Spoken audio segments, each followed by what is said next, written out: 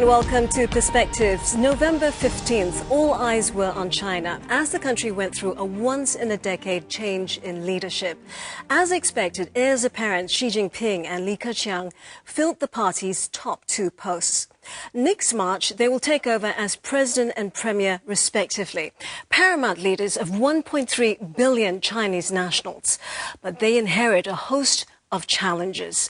After years of explosive growth, some say cracks are starting to show in China's success story. What does the next decade hold for this Asian giant? Well, joining me to discuss this today are Professor Tommy Koh, Ambassador at Large at the Singapore Ministry of Foreign Affairs, Professor Kishore Mahbubani, Dean at the Lee Kuan Yew School of Public Policy, Professor Huang Jing, Director of the Center on Asia and Globalization at the Lee Kuan Yew School of Public Policy, and Professor James T.H. Tang, Dean of the School of Social Sciences at the Singapore Management University. Welcome, all of you. Now, first question, what do we make of China's new leaders? They appear to be certainly more conservative than reformists. We know that 4 of the 7 actually have very clear career ties to Jiang Zemin. Should we expect, therefore, status quo from China? Let's start with Professor Huang Jing. First, I really think that this kind of speculation, who has close tie with Jiang Zemin or not, is a bit misleading. If all the 7 leaders have something in common, that is, number one, all of them extremely capable of adapting to a new situation, which means they're very pragmatic, and is also flexible. So, but leaders by nature are conservative. And especially reforms they're trying to do is a forced action. You don't have to reform unless you have to. So I would say that as a whole, they tend to be a little bit on the conservative side, but they're very pragmatic and they're very flexible on policy issue. But I would say that especially in the first 2 or 3 years, don't expect too much changes. I would be very surprised if there's a radical policy change, especially on the political side.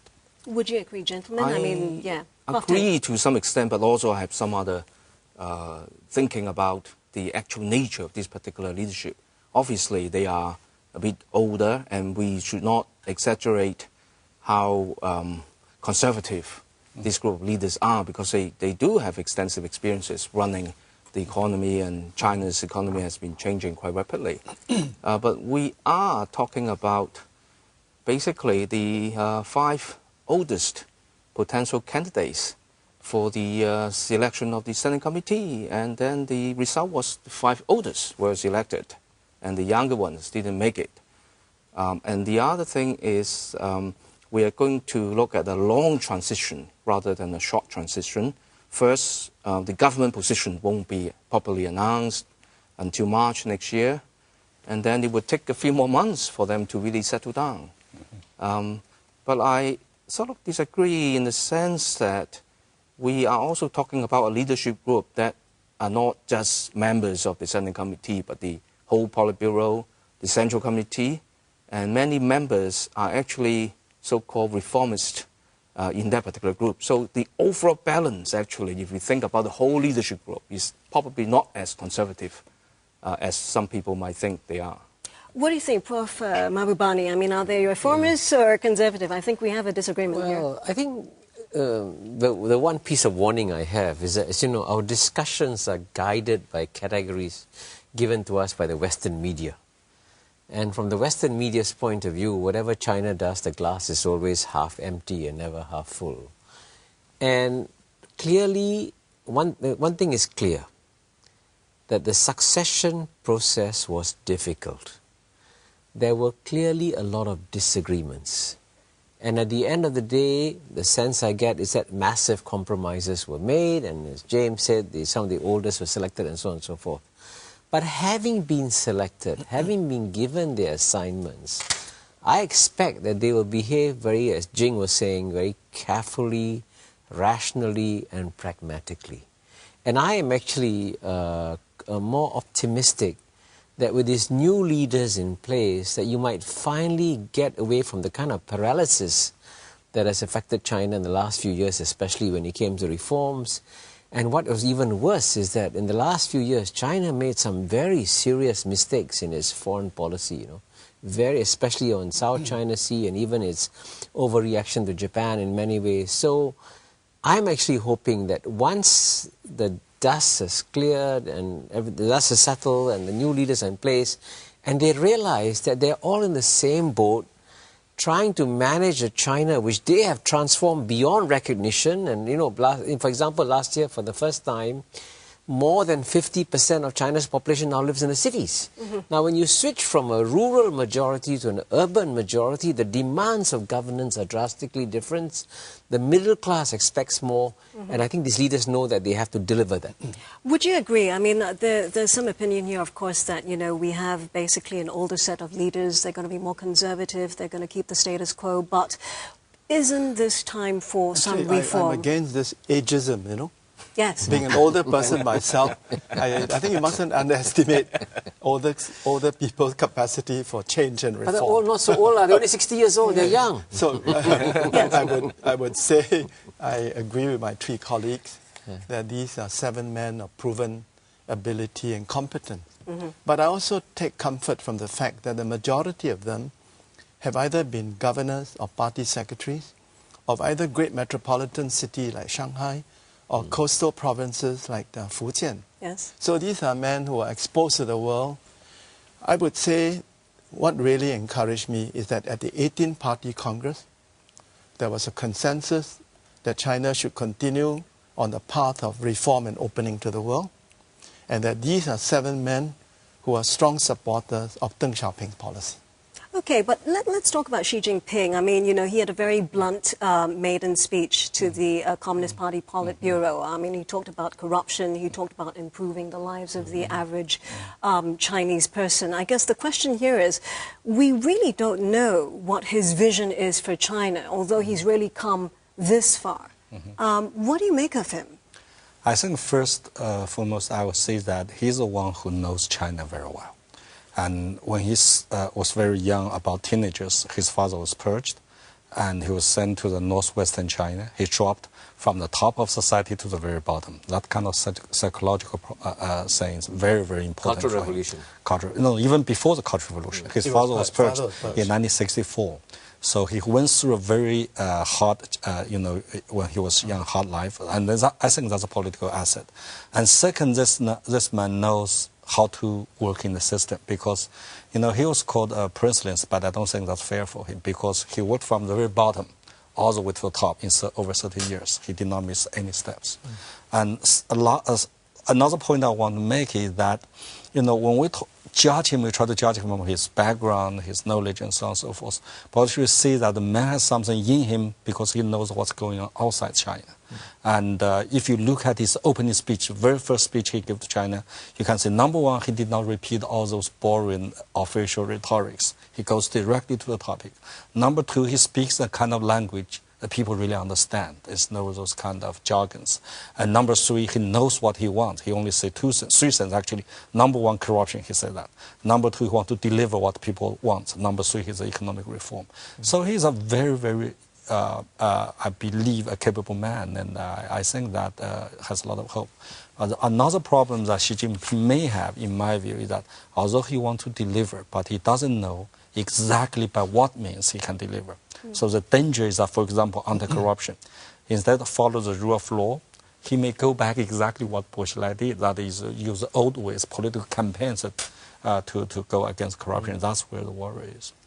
Prof. Tang, what do you think? I mean, he's gone where he is today because he hasn't ruffled feathers. He's sort of played nice, but surely he's got to start making some enemies if he wants to kickstart some sort of change, right? Yeah, precisely. I think this is a challenge in terms of how the new leaders could really use their political capital in moving forward.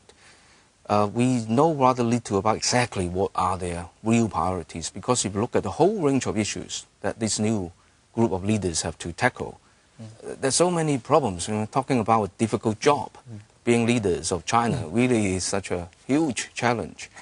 And I think so far, Xi has been very sort of quiet about exactly what his priorities are and how he's going to go about doing it. But I think he would not have the excuse of saying that he doesn't have a team of people working with him. The standing committee is smaller, and presumably they are all sort of, you know, from so-called the same group or faction.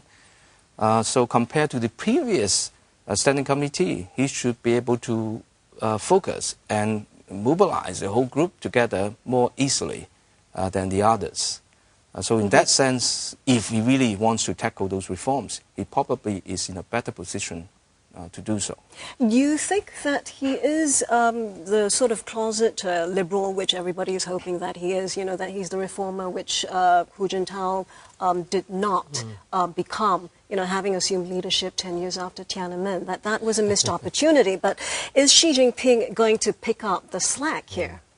I think the term closet liberal will kill him. And I think that's the best way to kill Xi Jinping is say, oh, he's going to be the next Gorbachev of China, and he's dead. He's finished. Anybody who's even suspected of being a Gorbachev is absolutely finished in China. I think the best we can do when you talk about the internal politics in China is to speculate, because we don't really know what's going on behind the scenes. But, you know, you can at the same time get small indicators here and there. And so far, all the small indicators we get from here and there indicate that Xi Jinping is actually a very good, how do you say, politician. And he obviously, by the way, I don't think anybody ever rises to the top automatically. It takes a lot of effort to become number one, okay? Trust me. And so he must obviously have displayed all kinds of skills to maneuver himself up to the number one post, including, by the way, from all accounts, getting elected in some of the secret polls within the party. It was the secret elections that actually propelled him upwards. So he obviously had won over the people over there. And the other thing about him, and I'm surprised no one has mentioned it so far, is that I actually think he may have been the man behind the scenes, and it's good he didn't show his fingers at all, who got rid of Bo Xilai. Yes. Bo Xilai would have been his number one problem if Bo Xilai had got up there, because Bo Xilai is a very ambitious, self-driven man, and he could have rocked the boat. So if indeed it was Xi Jinping who removed him, he showed that he has the capacity to do that. Right. But at the end of the day, I can tell you that its interests matter more than personalities. And the present Chinese government, as James was saying, has got major problems to deal with. Right. And I think they're going to focus on these problems with the laser beam, because they know they're in trouble. I mean, economic reform is one thing, and Tommy is right. Yeah. But it's also the one-child policy. Yes. Big change. Yeah. We're going to talk about all these problems after the break. We're going to go for a break now. We know there's the Bo Xilai problem, which is out of the way, the one-child policy. Stay with us.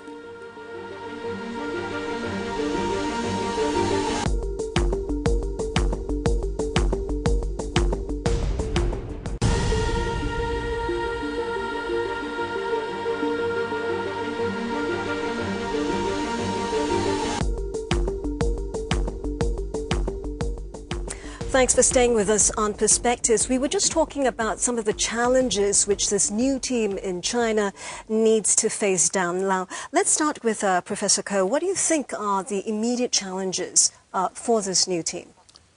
May I pick up from where Kishore left off, which is on political reform? I agree with Kishore that it is inappropriate to describe Xi Jinping as a liberal or conservative. What is a given and cannot be changed is the monopoly of political power of the Chinese Communist Party. But apart from this given, Xi Jinping and his colleagues have to respond to internal changes which have taken place in China, which they cannot reverse. They are dealing with a large middle class, now a huge urban population. 500 million Chinese were on the internet and Weibo, and Chinese people who are no longer willing to put up with abusive local officials, as we saw in Wuhan, you know. These are changes that are irreversible. Yes. So the party has to change. The question is, you know, does the party have the teeth to actually crack down on corruption? We know there's been a slew of scandals and revelations. We talked about the Bo Xilai scandal. We know that Wen Jiabao himself, his family and assets were under investigation. All that has really undermined sort of trust in the Chinese leadership. The question is this new leadership really going to take up arms against corruption? Half one. I think if you look at, if you think what they're going to do, you have to look at what kind of major challenges are facing. There's three major challenges. The first and the foremost is how to manage 82 million party members. Just like we know if China is a big company, has a lot of problems, if you cannot put your team under the good control, you cannot do anything. So that's the first challenge. And that's why I think Xi Jinping put anti-corruption as his first priority. But that just means because through anti-corruption, I believe Xi Jinping and his new comrades, colleagues, try to reform the cadre management system. It does not work. You just said Boxilai, all of this. That means the system is failing. So if they cannot have a good control of their own teams, they cannot do good things. And the second challenge, of course, is the distribution. We know that disparity in China is getting bigger and bigger. And we know in any society, if you cannot do a good job of distribution, the government will fail. Because the fundamental dilemma for all human beings is limited demand and limited resources. You're talking about income distribution and inequality. Yes. Inequality. Inequality. And third challenge, of course, is how to handle the relationship between central government and the local government. Because China is so huge, it's so diversified. So as a result, whatever policy Beijing adopts, if people in Shanghai say, oh, good policy, and people in Sichuan will be pissed off. So as a result, the relationship between local governments, provincial level, and the central government always tense. Because it's not because the local government do not want to listen to Beijing, because their interests, just like Kishore just said, are not consistent or even in conflict. The whole political economy is basically controlled by a lot of vested interest groups in China. So the question is really, how is Xi and his team really going to do battle with these interest groups? What do you think, Prof. Tang? Well, that's precisely the issue. Well, we have tremendous pressure for change and for reforms, yet there are huge vested interests that are really blocking the changes. You look at local level government, for example, they don't really want to see changes, right? They are benefiting from the existing system, the rampant corruption going on. And then we are talking about the leadership that might even be a one-term leadership, at least the 5 other members. But at least I think there are some low-hanging fruits that could maybe possible for the new leadership to sort of move on. One is the question of the household registration. To what extent, by reforming that, then we have, a more fair system to deal with the local population. The other one is the one-child policy. To what extent this particular policy can be removed. I think some of these policy areas could be areas where the new leadership could sort of try to focus on and show some early results, and that might really change the sentiments. Yeah, I knew, Prof. Wang Jing, you talked about how, it was unfair to call this the princeling generation, but really it's a fact that, 3 of the 7 are princelings, and one is probably married to one. And if patronage counts for anything, are we going to see more policies that might protect the rich? Can I say something? That Yes. I heard a very surprising story this week. I met a very senior American politician, I can't give his name obviously, who had a one-on-one meeting with Li Keqiang. And at this meeting, and I want to tell the story because Li Keqiang is supposed to be not the Jiang Zemin faction, not the reformists, and so on and so forth. So this American politician said, how are you going to get rid of corruption in China? And at this one-on-one meeting, Li Keqiang said, there's only one way to get rid of corruption in China. We have to get the state out of the economy and let market distribute resources as much as possible. And the more you have market distributions, then you will see that corruption will go down. And then the American politician replied to him in a very funny way. He said, oh, I'm so glad I'm not talking to a communist, but to a capitalist who believes in markets. Yes, but by the way, Li Keqiang then stood up. By the way, let me finish the story. Li Keqiang then stood up and said, oh my God, my note takers are reporting that I'm not a communist, And so, I tell this story because everyone has this impression of Li Keqiang, that he's this bland, humorless, dull, apparatchik. But actually, what I think we will discover about some of these Chinese leaders is a lot of surprises, that beneath the sort of bland surface that they give, that they're thinking very hard about these issues, and they clearly have to crack down on many of these SOEs, and they have to do that. And that I understand is one of the disappointments with the Hu Jintao Wen Jiabao era, that they didn't do enough to crack down on the SOEs, and Chu Rongji felt that he should have done more. Could I Yes, intervene here? Yes. I think corruption and the rule of law go together. And it is very significant that both the outgoing president of China, Hu Jintao, and the incoming president, Xi Jinping, talk about corruption as the biggest threat to the party in government. They must maybe remember that it was corruption that brought down the Kuomintang government. Corruption undermined the legitimacy of the Chinese government. But the lesson learned from Singapore is not that the state should get out of the economy. The lesson learned from Singapore is that the ruler must be clean, meaning the 7 of them must be clean, and they must be ruthless in not compromising with any of their colleagues who even smelled of corruption. Yes, and but so and you can't do it if you don't have strong rule of law. China not only has pervasive corruption, but China has very weak rule of law.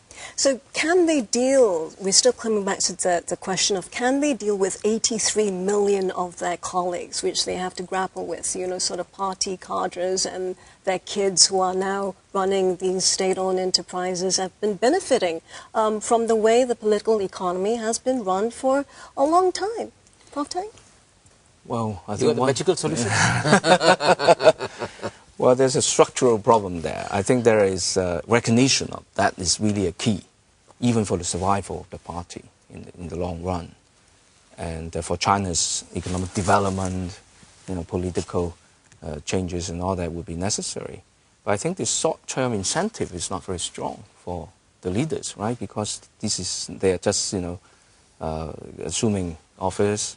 They look at, you know, their position. They want stability. They want to build up that sort of, you know, political base. So to really move very decisively and do something very significant is really not easy. There might be surprises. You know, it happened in the past with Deng Xiaoping, but the current political structure and the way that the political leaders have been selected, you know, all these, you know, jockeying for power and Surely bargaining. the responsibility to build a better China and to leave a legacy is motivation enough. Why For some talk of about them. self-interest? Yeah, for some I of mean, them. if these leaders of China are serious in tackling corruption, then it must begin with them. Tommy, Are can the I- 7 of can them I- clean? yeah. Are they willing to be as ruthless as Singapore is in rooting out corruption? Can I disagree with Tommy? I agree with you in principle. I completely agree with you in principle that China needs rule of law. But as you know, China today doesn't have rule of law. It has rule by law. And the fundamental structural problem that China faces is that the Communist Party is here and rule by law is here. And to make that fundamental shift where you put the Communist Party below the rule of law is going to be very painful as trying to persuade the United States government, which believes in rule of law domestically, but internationally the US government stands above international law, as the Chinese Communist Party stands above domestic law. And that kind of mind shift change and political change will take a long time. So I think in the short time, before, it will take 10 to 20 years minimum to achieve the kind of rule of law that you want. But in the meantime, they can be pragmatic and go after a few big guys to send a signal and then try to Just to go change after it. a few scapegoats. It's not going to solve the problem. I mean, that's what they've been doing.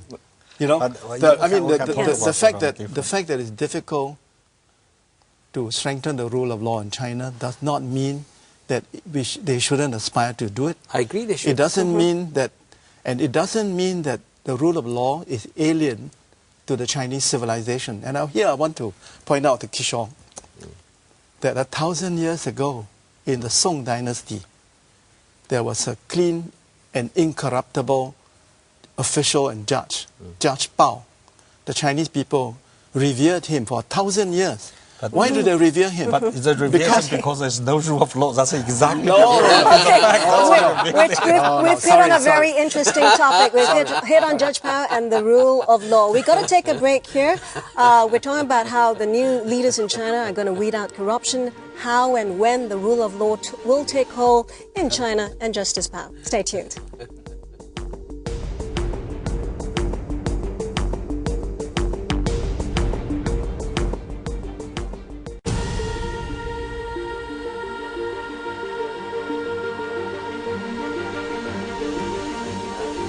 Call it tech talk. watching. It's good talking point. Thanks for staying with us on Perspectives. We were talking just about whether or not China had the rule of law way back during the times of Justice Power. Prof. Ko is going to continue with that. Yeah, I want to make the point to my skeptical friends here that the rule of law is not an alien concept to the Chinese civilization. That for 1,000 years, the people of China had hoped that one day there would be a rule of law in China where no one is above the law and everyone is subject to the same law. This is why they have revered for 1,000 years Judge Bao or Bao Gong. I'm not saying there is rule of law in China, but I'm saying this is an aspiration of the Chinese people for a millennium. But Tommy, I don't disagree with you, but I'm sure you agree with me. The biggest strength of Western civilization is its rule of law. For China to achieve Western-style rule of law will take at least 20 to 30 years. Surely you agree with that? Well, it will take a long time. I don't know how many years. But the point I'm trying to make is that you cannot get rid of corruption in China if you don't have the rule of law. That's my point. That's for certain, but I guess, you know, at this point in time, we're talking about a lot of people who still behave as if they are above the law. Isn't that right, Prof. Huang Jing? Yes, but I just want to change the perspective a little bit. I think that there's a subtle but significant change between the so-called Hong Er Dai and the Guan Er Dai. Hong Er Dai means the children of the founding fathers of People's Republic of China, like Xi Jinping. And if you look at their peers, Xi Jinping, they only have three kind of jobs. They either be a soldier, or be a scientist, or get into politics. But very few of them get into business. But if you look at the third generation, the fourth generation Chinese leaders' children, every one of them become a CEO, get into business. There is some resentment between the so-called Hong Er Dai, that is the founding father children, saying, look, you guys has been so corrupted. You're making the house collapsing. So what I'm trying to say is that for people like Xi Jinping, there is some very big difference in the mindset. That is, this is their game to lose, because this house was built by their fathers. They take it as personal. They have a very strong personal attachment to the regime.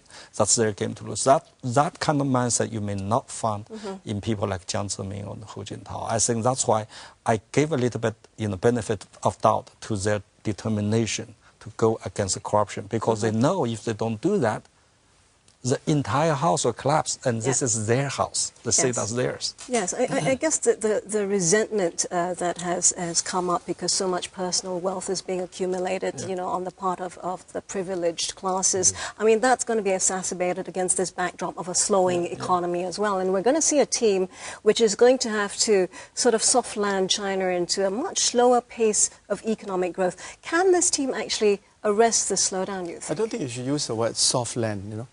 Because the Chinese economy is not landing.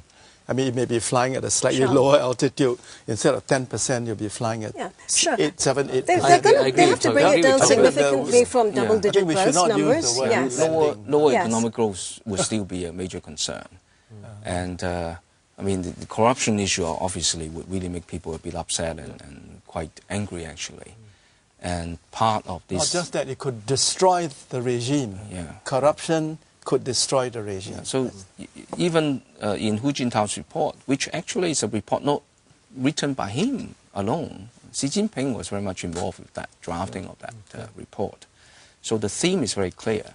But the approach seems to be, let's do it within the party, right? So if you have corruption problem within the party, you deal with it internally. I think that's really an issue, right? The rule of law should not be just within the Chinese Communist Party. So the challenge is really very serious, and I'm not actually very confident that they could deal with that.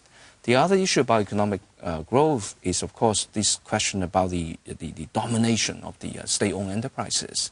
And the vested interests there are also very strong. But again, this has been done under Jiang Zemin when the military was very much involved with business. Actually, Jiang managed to somehow remove the military interest.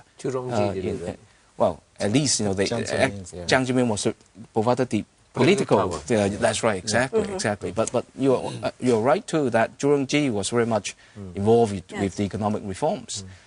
So whether they could do it, But I mean, people are very skeptical in China about all these, state-owned enterprises, the Hong Dai, the sort of the new aristocratic class. Yeah, but the fact that Xi Jinping, the fact that he's going to take over as the civilian chairman of the military, I mean, doesn't that give him a lot of support in terms of facing down some of these provincial governments, some of these state-owned enterprises, and banks which have profited from the current system? Yeah, I think that not just listen to what they say, you have to look at what they do. If you read the political report very carefully, they did have some concrete measures. First, they're going to have a taxation reform. That's very important because whether you talk about income disparity, you talk about restructuring economy, tax reform is very, very important. Every economics will tell us tax reform is a key for any economic changes. And second, they're trying to do that, they're very focused on environmental issues. And third is exactly like Professor Tang just said, they're going to try to create a better environment for the private business, private entrepreneurships. And just mention one fact, among about 2,000 people who attend the 18th Party Congress, the 174 of them are entrepreneurs, private entrepreneurs. So they got to have an influence there. So those three, I think, are the things that they're focused right now. And on the political side, they focus on two things. Number one is the corruption, we already know that. Number two, I think they're going to try to reform, restructure the country management system. And, I tend to agree with Kishore, that is, those people, they have, I just said, they're very capable of adapting to new changes. Also, they all started their political career after Deng Xiaoping's reform policy was adopted. That is in late 1970s or early 1980s. So that's all they know. And number three, I think that if you look at China in the past 30 years, one thing is amazing. The Chinese leadership has not made any major mistakes. If you look at all the major powers, that's amazing. For 30 years, a leadership which has been changed for 3 generations, they did not really fumble that much, except 1989. But 1989 also become a controversial issue right now. And I think that, so those four things that China is going to collapse, they have to look at what happened in the past 30 years. The leadership is extremely capable. We talked about the one-child policy earlier. We've touched on it a couple of times. And, of course, I mean, the economists are saying that, China risks getting old before it gets richer. Do you think that this policy is going to come under some sort of change? We know that when it was implemented in 1980 as well, it wasn't supposed to stay this long. It was probably only going to stick for 30 years. And, it's over 30 years now. What do y'all think? Well, I actually think that, in my view, a good test, a good litmus test of this new leadership is whether or not they're now ready to take on what are clearly, obviously, long-term problems knocking on China's doors. And everyone seems to have reached a consensus that this is something that China has to do something about, or China will get old before it gets rich, it doesn't have the pensions, and so on and so forth. And can you imagine, from four grandparents, 2 parents, 1 child. The 1 child is going to take care of these 6 people above, which is going to be an inverted pyramid, which is going to be very tough. Yes. So if they actually do tackle the one-child policy within the first couple of years, then you have a sign that, yes, this leadership is focused on China's long-term challenges and is actually willing and prepared to do something about it. And also household registration. But the one-child policy, I think it is relatively easy, even though the local interests are all against it, because they make a lot of money out of implementing the one-child policy. People have to pay them. People, if you have a second child, you are fined. Okay. So they make a lot of money out of that. Huge income, right? And there are people who are employed just to do that. That's also part of the corruption. But the general sentiments about long-term national interests and individual families, right? People really want to have more kids if they want. I would not be surprised if, a few years down the road, there will be a rethink about the one-child policy. I think there is because if you look at the long-term demography of China, it must be obvious to the leaders that it's a problem. Yes. But before we leave economics, can I just make one point? Yes. Since none of us here is an economist, I think we should do more justice to the topic. I want to say that going forward, China faces 2 challenges. It has to transition from 10% growth to a lower growth of 7 to 8%. So the question is, what are the social consequences of that?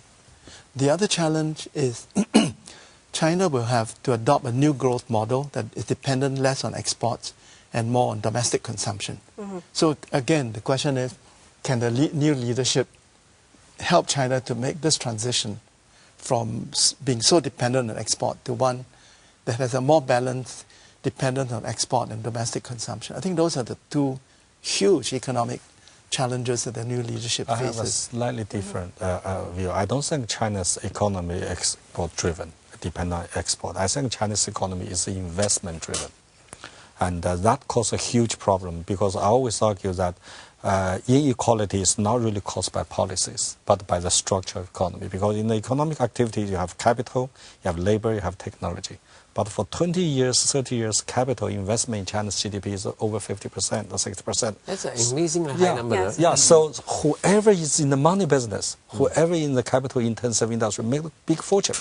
So unless you change the structure of economy, you really cannot really address the issue of inequality. Yeah, I think but the growing problem. discontent is really due to the lack of a real middle class, because the income isn't distributed to the rest of China. Is held by a very small group of people right at the top who are already spending what they need to spend, which is the problem with the economy. That's why I really why do you say tax that? reform There is a middle class. very good starting point. It is growing. But the The share of consumption in the Chinese GNP is unusually low, so about 30-35%, and in America it's close to 70%. And I think you can actually move up the consumption levels. And by the way, one factor that is actually going to lead to more consumption is that as people move into cities, the consumption levels in cities goes up. I mean, they could need new flats, new buses, new schools, and so on and so forth. So I think that will happen. So I'm actually, on that front, more optimistic than anywhere else. All right, on that note, we'll take another break right now. We're talking about how China's new leaders are going to fix the challenges on the economic side. Stay tuned.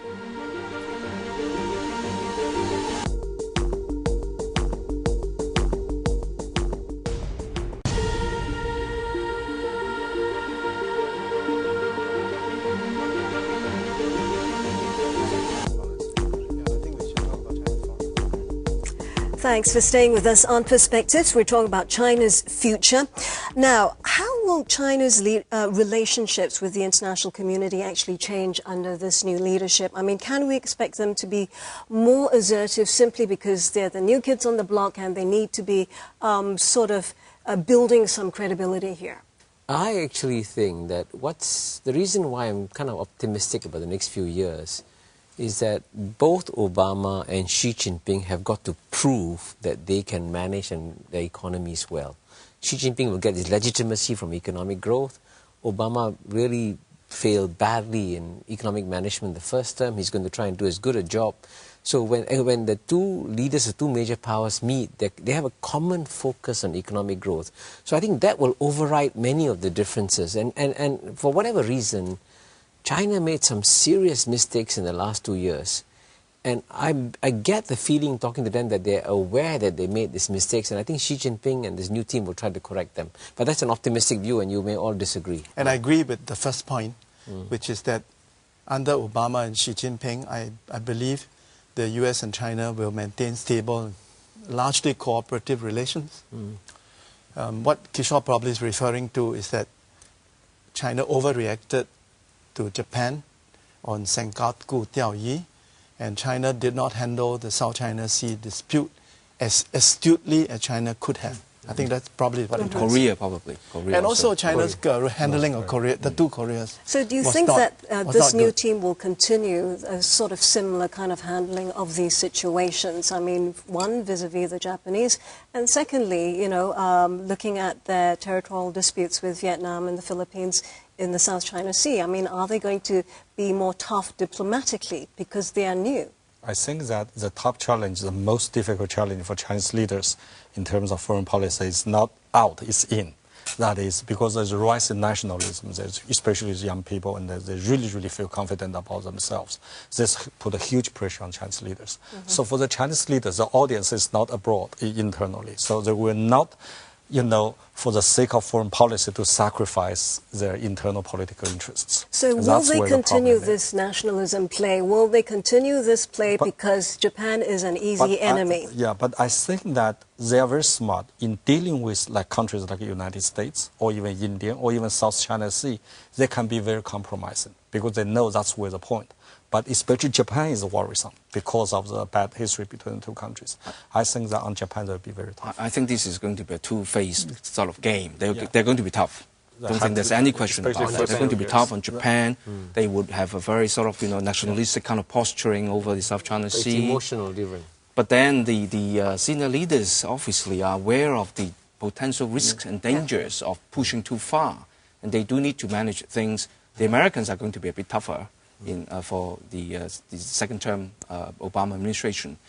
But at the strategic level, I'm quite convinced that they really want stability. The problem, my concern is really whether at the lower level there could be, some occasional mishaps. But I want to talk about China and Southeast Asia, China and ASEAN.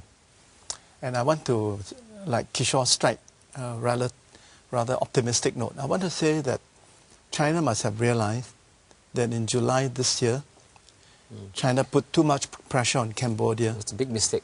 Which was a mistake. They realize that. And I think that the wake-up call for China is a reminder to China that a weak and divided ASEAN is not in China's interest. That Chinese interests are best served by a united and peaceful Southeast Asia. I also hope that once Xi Jinping has consolidated power, that he will support the foreign ministry line on the South China Sea and ensure that the other ministries and agencies do not deviate from that line but conform to the foreign ministry line. And what's the foreign ministry line? The foreign ministry line is that China makes no claims to the waters enclosed by the 9 dashed lines. But not publicly, though. Not publicly. They haven't said that publicly. But they did in privately once. They said it once publicly. They did. Never been reiterated in February this year. Oh. But the fisheries people don't tow that line. The Navy doesn't tow that line. The petroleum people don't tow that line. So I'm hoping next year, when the new leadership has consolidated its power, that it will clarify China's position on the South China Sea. Do you agree then, that China did win the game of the communique and basically risked sort of losing all the goodwill it's accumulated with ASEAN over the last couple of years? I think, you see, I think it's pretty clear. I think we all agree that the Chinese are aware that they made a big mistake. I mean, they may have thought that, frankly, out of 10 countries, to have only 1 out of the 10, Cambodia, agree with China's point of view and 9 disagree, is a huge diplomatic loss for China, by the way, and a huge diplomatic victory for United States of America, which celebrated and said, wow, this is great for us. So it's pretty clear that the Chinese have got to go back and figure out why did they make so many mistakes? What happened? They were always so deft and careful and subtle and nuanced, and suddenly they fell apart and made mistakes. And this 9 dashed line, as I tried to explain in my next book, The Great Convergence, is going to become a major albatross around the Chinese necks, Because that claim is not defensible under any international law. And so if they're going to stick to international law and try to go with the global mainstream, they have to find a delicate way of moving away from the 9 dashed line and sort of leave it there on the books, but for all practical purposes doesn't exist. Okay, we're running out of time a little bit, so I would also like to bring our attention to, the fact that some people are now saying that, China has probably progressed as far as it can within the current political framework that it has. Would you agree? I don't buy this American ideological line, which is that for China to continue to develop, it must become a democracy. I mean, the empirical evidence doesn't support this, I think China will continue to grow, but I think the political structure cannot stay rigid and fossilized. It has to change. They've always talked about having a Western-style democracy. That's always been shunned in favor of socialism, right? I mean, if that model works, what are the implications? I think that maybe people can argue that if China model or Washington consensus, but it's one fact that is a major source of problem between China and outside world is that China's internal political system is not compatible with political mainstream in the international community. That's the problem. So for China's own sake or goodness, they have to reform this political system so that the power will not be highly monopolized. Policy-making process will encourage participation, and there will be transparency, and the government will be held accountable. That's what they need to do. You call it a democracy or not, that's a term game, but they need to have some meaningful changes. So bottom line, I mean, the government acknowledges and it knows that the risks of not reforming are certainly far greater now than the risks of reforming. I mean, would you agree? Let's end with you. Well, China in the Captain, next 5 to 10 years will be very different. Given all the internal challenges, social pressure for a fairer society, there will be huge demand for greater participation and transparency by the rising middle class. It probably would be still quite assertive as a nation because of its growing economic successes. But I think the problem is really to what extent China can, like the past in a way, be resilient and able to change. I think that's how China has been successful. Adaptable, And so far, they've been very successful. Right. And success might sometimes bring about potential failures if they don't keep that formula of having the ability to change. On that cautionary note, we got to wrap up our program. Thank you all, gentlemen, for joining us on Perspectives this week. Thank you, Professor Tommy Koh, Professor Mahbubani, Professor Huang Jing, and Professor James Tang. China has had a phenomenal ride, sneaking up on the world as an economic power to be reckoned with just 3 decades after Deng Xiaoping declared reform and liberalization. Can this 5th generation of leaders vindicate his legacy? The jury is most definitely out. We hope you found our discussion thought-provoking. Help us shape the next episode of Perspectives. You can write or connect with us by leaving your comments on our website, and you can tweet us as well, of course. I'm Lian Pek. Till our next edition of Perspectives, thanks for watching.